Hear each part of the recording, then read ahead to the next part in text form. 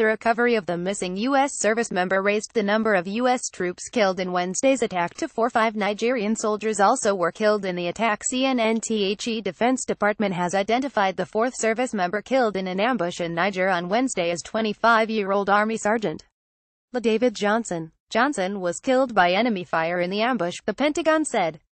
His body was recovered by U.S. personnel Friday in a remote area of the northwestern African country by Nigerian troops nearly 48 hours after he was discovered missing in the wake of the attack, U.S. officials told CNN on Friday. The attack Johnson's group was attacked near the Niger-Mali border by up to 50 fighters thought to be affiliated with ISIS, a U.S. official said. The 12-member U.S. team was leaving a meeting in unarmored pickup trucks when they began taking fire from small arms, machine guns and rocket-propelled grenades, according to a U.S. defense official. With window glass exploding all around them, the service members, including multiple Army Special Forces soldiers, exited the vehicles, ran for cover, and began returning fire, killing some of the attacking militants. It is unclear how Johnson became separated from the rest of the advisory team during the firefight. None of the other soldiers with Johnson witnessed him being captured or taken away by enemy forces. The U.S. military said it does not believe Johnson ever fell into enemy hands, but had reason to believe he might be alive. Military officials launched an urgent search and rescue mission after receiving electronic signals that indicated Johnson might be alive in the field. The U.S. military initially issued a statement Thursday saying the attack left 3 U.S. service members dead and 2 wounded. The large-scale search and rescue operation involving U.S., French and Nigerian troops was launched soon after U.S. officials realized one of the U.S. service members was unaccounted for. Coordination of efforts like U.S. Special Operations Forces troops were flown in from the continental U.S. to aid in the recovery effort. U.S. Navy SEALs were deployed to a U.S. military base in Sigonella, Sicily, in anticipation of a possible rescue attempt, but never went into Niger. We had everything: jets, rotary wings, intelligence, surveillance, and reconnaissance, various platforms, human intelligence, signals intelligence, you name it. U.S. Army call. Mark Cheadle, a spokesman for Africa Command, told reporters at the Pentagon Friday via phone call. There was a full court press by all of the Department of Defense, the Nigerian government, the Department of State, and the French to help us recover our lost one. He added that the Nigerian troops who found the body in the vicinity of the attack transferred the remains to a team of U.S. Special Operations Forces who flew the body to the capital, Niamey, where it was identified, Cheadle said. Cheadle said the Nigerians were very respectful and fully aware of the need to honor the fallen.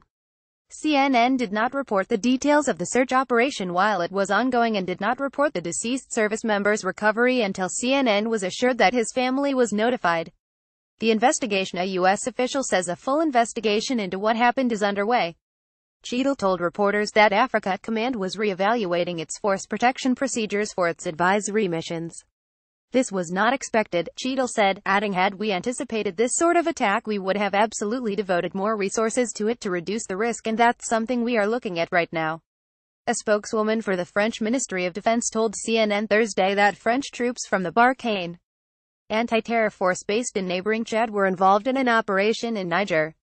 She said the operation was led by Niger with French troops supporting them. U.S. officials told CNN Thursday that French military Super Puma helicopters evacuated the wounded Americans along with those killed in action while also providing covering fire. The wounded were first flown to the capital Niamey and later to Landstuhl Regional Medical Center in Germany. French military attack aircraft also flew to the area in an attempt to support U.S. personnel on the ground. Our allies, the French, were very quick to respond, Cheadle said. 5 Nigerian soldiers also were killed in the attack, according to a Nigerian security official.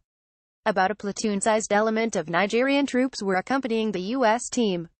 We are resolved and stalwart in our efforts to go after those who attacked us, Cheadle said, adding that while the U.S. military has an idea who was behind the ambush, he declined to identify the group involved. Advise and assist mission. The U.S. soldiers were part of a team advising and assisting local forces.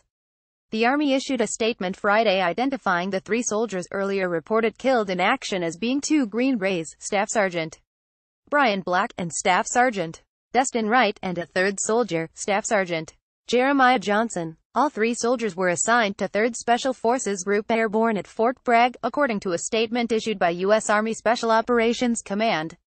The attack occurred approximately 200 kilometers north of the country's capital, Niamey, in southwest Niger, according to the statement from Africa Command, which oversees military operations in Africa. U.S. forces are in Niger to provide training and security assistance to the Nigerian armed forces in their efforts to counter violent extremist organizations in the region, the statement from Africa Command said. There are about 800 U.S. troops in Niger, and the U.S. military has maintained a presence in the northwest African country for 5 years, with small groups of U.S. Special Operations Forces advising local troops as they battle terrorist groups, including Islamic State in Greater Sahara, the ISIS-affiliated Boko Haram, and Al-Qaeda's North African branch, Al-Qaeda in the Islamic Maghreb. U.S. forces are in Niger to provide training and security assistance to the Nigerian armed forces, including support for intelligence, surveillance and reconnaissance efforts, in their efforts to target violent extremist organizations in the region, U.S. Navy LT. CMDR. Anthony Falvo, a spokesman for U.S. Africa Command, said Wednesday, adding, one aspect of that is training, advising and assisting the Nigerians in order to increase their ability to bring stability and security to their people. Niger is an important partner of ours. We have a deep relationship with them, Lt. Gen. Kenneth McKenzie, the director of the Joint Staff, told reporters at the Pentagon Thursday. We are committed to that relationship. We believe that they are as well. In fact, I think it's a very good success story. Terror group movement as officials assess that these terrorist groups view Chad, Niger and Mali as being particularly important as they serve as bridges between North and Sub-Saharan Africa, saying that local Al-Qaeda and ISIS affiliates use control of these transit routes to gain revenue that helps them recruit, expand, and export attacks. ISIS uses these north-south transit routes to move fighters northward, where they can gain more easily access Europe and the West.